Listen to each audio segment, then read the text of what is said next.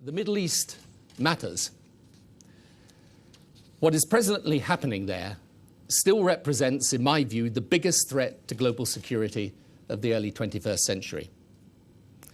The region, including the wider area outside its conventional boundary, Pakistan, Afghanistan to the east, North Africa to the west, is in turmoil, with no end in sight and any number of potential outcomes from the mildly optimistic to the catastrophic. At the root of the crisis lies a radicalized and politicized view of Islam, an ideology that distorts and warps Islam's true message. The threat of this radicalized Islam is not abating, it is growing, it is spreading across the world, it is destabilizing communities and even nations, it is undermining the possibility of peaceful coexistence in an era of globalization. And yet, in the face of this threat, we seem curiously reluctant to acknowledge it and powerless to counter it effectively.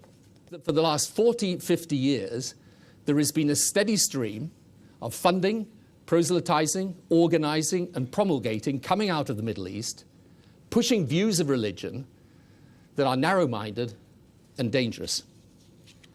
Unfortunately, we seem blind to the enormous global impact such teaching has had and is having.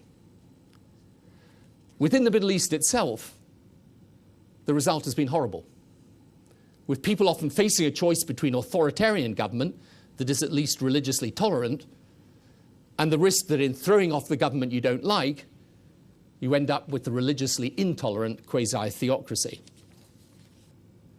There is not a region of the world not adversely affected by Islamism, and the ideology is growing. The problems of the Middle East and North Africa are obvious. But look at the terror being inflicted in countries: Nigeria, Mali, Central African Republic, Chad, and many others across sub-Saharan Africa. Indeed, I would argue that right now, religious extremism is probably the single biggest threat to their ability long-term to overcome the massive challenges of development. Thank you so much. Absolutely excellent.